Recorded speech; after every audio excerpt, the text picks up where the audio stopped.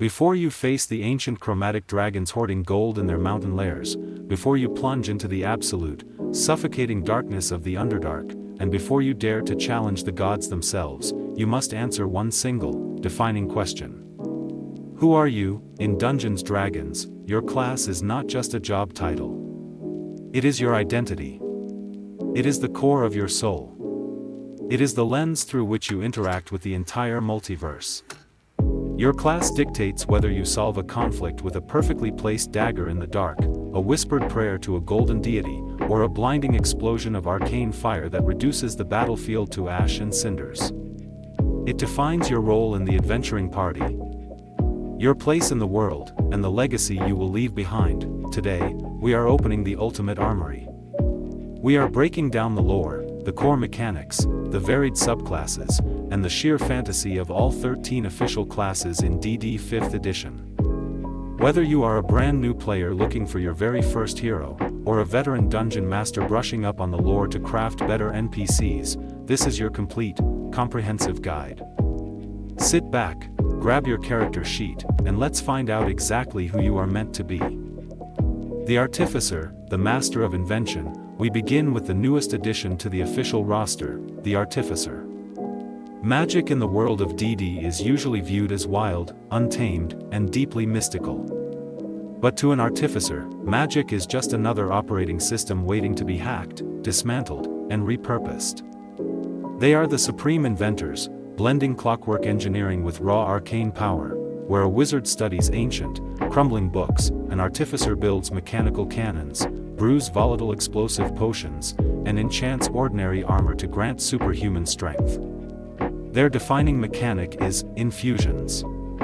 An artificer can take a mundane sword or a plain pair of boots and infuse them with magic, turning them into highly sought-after magical items. The subclasses, known as specialist roles, change how you play entirely. You could be an armorer, forging a suit of magical power armor that turns you into an impenetrable medieval Iron Man. Or you could choose the artillerist, summoning magical turrets that blast your enemies with gouts of flame and force. If you want to play a character who approaches a fantasy world with the brilliant, calculating mind of a mad scientist, constantly tweaking their gear and turning everyday objects into weapons of mass destruction, the Artificer is your calling.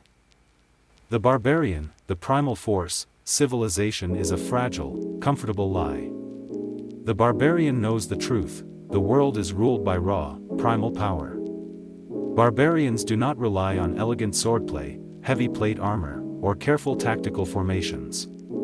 They rely on rage. This is a mystical, overwhelming fury that transforms them into an unstoppable force of nature on the battlefield. When a barbarian enters their rage, they hit significantly harder, they can push their bodies faster, and they physically shrug off blows from swords and hammers that would instantly crush a normal person. They also utilize reckless attack, dropping their own defenses to swing with guaranteed, devastating accuracy. Their subclasses, called primal paths, dictate the source of their fury. A totem warrior channels the spirits of the wild, with the bear totem making them virtually immune to almost all forms of damage. Alternatively, the path of the zealot channels the power of the gods of war, making the barbarian literally too angry to die, fighting on even when their body is broken. The barbarian is for the player who wants to look a towering giant dead in the eye, drop their shield, and swing for the head. The bard, the voice of creation. Many make the fatal mistake of writing off the bard as just a simple entertainer, a wandering minstrel looking for a few coins.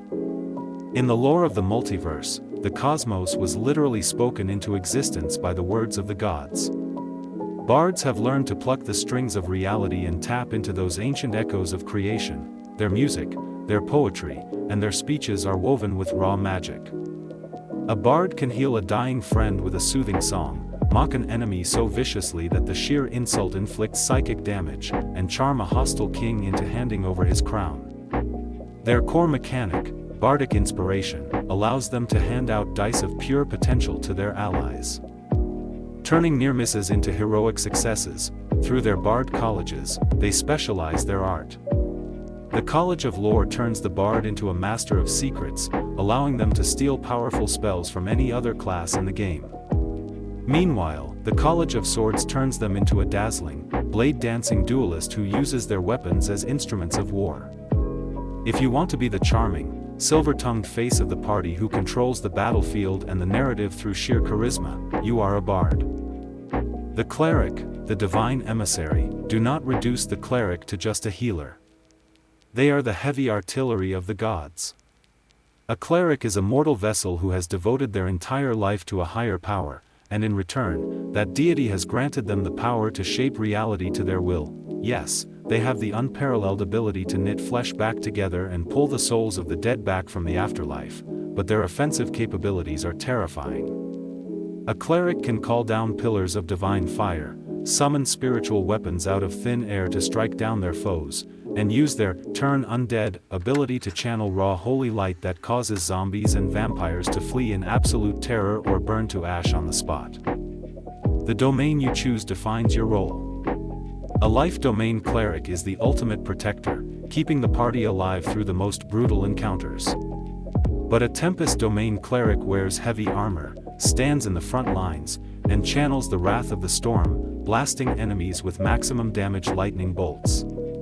Play a cleric if you want to wield the absolute, unquestionable authority of the heavens.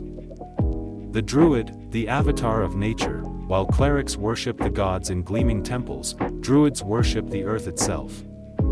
They are the guardians of the ancient wilderness, drawing their magic directly from the sun, the moon, the turning of the seasons, and the deep roots of the old forests.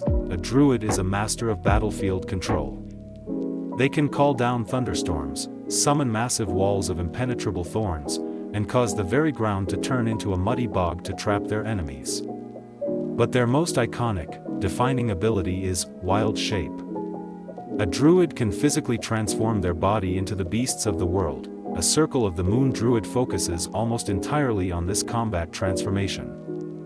Becoming a massive brown bear, a venomous giant spider, or eventually, a towering elemental made of pure fire or earth to tear through enemy lines. The Circle of Spores, on the other hand, embraces the darker side of nature, using fungal magic to reanimate corpses and drain the life from their foes. If you want a character deeply connected to the old world who commands the raw, untamed forces of nature, the druid awaits. The fighter, the master of combat, magic is impressive, but magic runs out. Spells fail, focus breaks, and mana drains. Steel does not. The fighter is the undisputed, unparalleled master of martial combat. While other classes rely on magical tricks, the fighter relies on endless hours of brutal training, iron discipline, and flawless tactical brilliance. They are the only class capable of mastering every single weapon and armor type ever forged. Through their action surge ability, a fighter can push their bodies beyond normal mortal limits, acting with blinding speed to attack twice as many times in a single turn, often ending a fight before the enemy even draws their weapon. Fighter archetypes are incredibly diverse. The Battle Master commands the battlefield, using specialized maneuvers to disarm opponents, trip them up, or command allies to strike. The Eldritch Knight blends swordplay with arcane magic, summoning bonded weapons to their hands and throwing fireballs between sword swings. The fighter is for the player who wants to stand on the absolute front lines, anchor the party, and never, ever back down. The monk, the weapon ascendant, the monk does not need heavy iron armor, and they do not need sharpened swords. Their own body is the ultimate weapon. Through intense, ascetic meditation and rigorous physical conditioning, monks unlock the hidden power of Ki, the mystical, ambient energy that flows through all living things. A monk dictates the pace of the battle.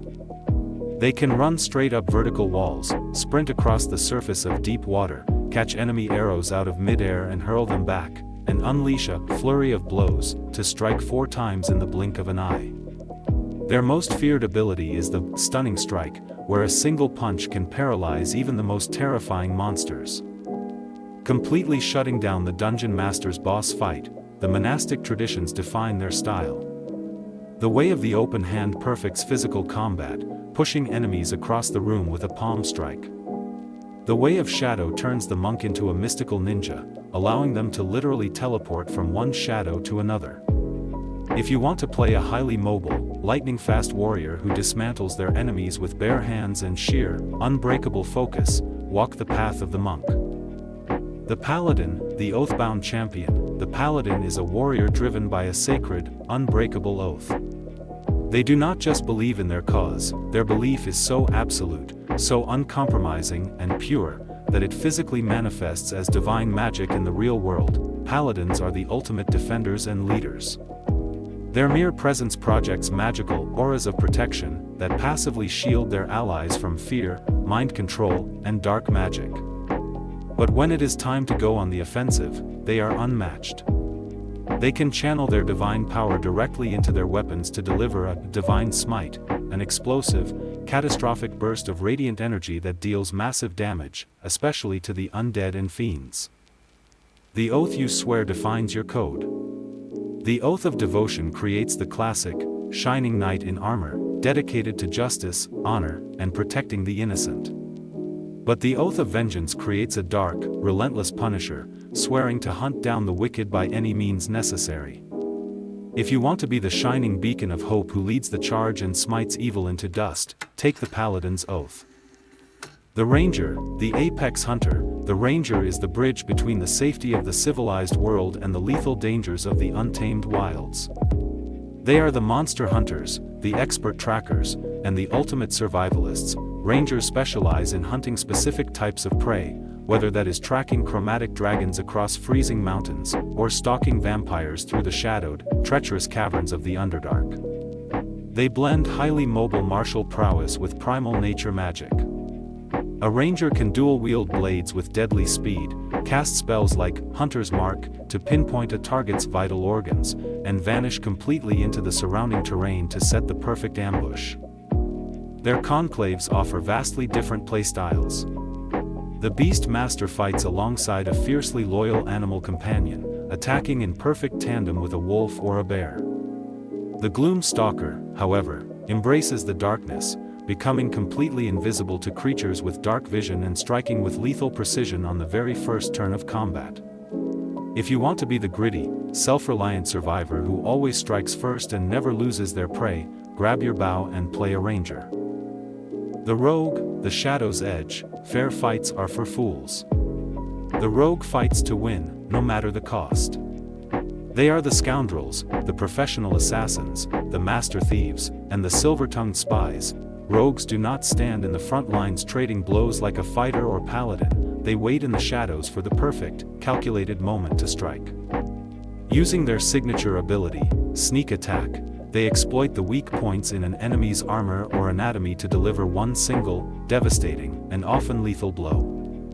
Out of combat, they are the party's primary problem solvers, picking complex locks, disarming deadly mechanical traps, and using their high skills to talk their way out of impossible situations. Rogue archetypes allow you to master your illicit trade. The assassin focuses entirely on the alpha strike, dealing massive, guaranteed critical damage to surprised enemies before the fight even officially begins. The arcane trickster weaves illusion and enchantment magic into their thievery, using invisible magical hands to pick pockets from across the room. If you love stealth, massive damage numbers, and a healthy dose of moral ambiguity, the Rogue is your class. The Sorcerer, the bloodline anomaly. Wizards spend decades reading dusty books to learn magic. Sorcerers are simply born with it. A sorcerer's power comes from a supernatural, often volatile bloodline within their very DNA. Perhaps their great-grandfather was a mighty dragon, or perhaps they were exposed to the chaotic, twisting energy of the outer planes as an infant. Because their magic is innate, it is a part of them. They don't just cast spells, they command them. Through their unique mechanic called metamagic, a sorcerer can literally bend the rules of reality. They can take a spell that normally targets one person and twin it to hit two. They can quicken a spell to cast it in a fraction of a second.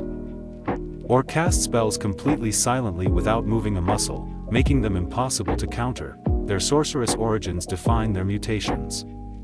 A draconic bloodline sorcerer grows resilient dragon scales and gains mastery over elemental destruction.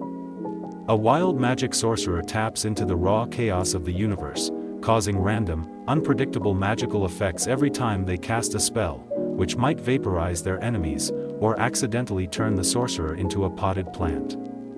Play a sorcerer if you want to be a walking, talking engine of raw, unbridled magical potential. The warlock, the pact-bound seeker, true power requires sacrifice, and the warlock was willing to pay the ultimate price. A warlock does not study for their magic, nor are they born with it. They buy it, making a binding pact with a massively powerful, otherworldly entity. This patron could be an archdevil reigning over the nine hells, a capricious and ancient fey lord, or a maddening, unspeakable cosmic horror from the far realm beyond the stars. In exchange for their service, warlocks are gifted with eldritch invocations, customizable magical abilities that permanently alter their forms or grant them forbidden sight. They also wield Eldritch Blast, the most iconic, reliable, and customizable damage spell in the entire game. Furthermore, warlocks recover their magical energy incredibly fast, making them highly dangerous in any prolonged scenario. You customize your warlock through both your patron and your pact boon. You might take the Pact of the Blade to summon a dark, magical weapon to fight on the front lines, or the Pact of the Tome to gain a grimoire filled with ancient, stolen secrets. If you want a character heavily tied into the darkest lore of the world, driven by dangerous secrets and forbidden knowledge, sign your name in blood and become a warlock. The wizard, the arcane scholar, and finally, we arrive at the apex of magical study, the wizard. The undisputed masters of the arcane arts. Wizards possess the largest, most versatile, and most devastating spell list in the entire game. They are not granted power by benevolent gods, and they are not born with magic in their blood. They earn every ounce of their power through relentless, obsessive, lifelong study. A wizard spellbook is their most prized possession, a growing repository of cosmic knowledge. While they may start weak and fragile at level 1, a high-level wizard is arguably the most powerful mortal entity in Dungeons & Dragons. They can literally stop time itself, teleport entire groups across continents in an instant, summon meteor swarms to flatten cities, and reshape the very fabric of reality with a single, wished spell. Wizards specialize in schools of magic. An evocation wizard focuses on pure, unadulterated destruction, sculpting massive fireballs around their friends so only the enemies burn. A divination wizard bends fate itself, literally rolling dice at the start of the day and forcing enemies or allies to use those specific numbers when the time comes. If you want to solve every problem with supreme intelligence, perfect preparation, and overwhelming cosmic power, you are a wizard. 13 classes. 13 entirely different ways to experience the multiverse.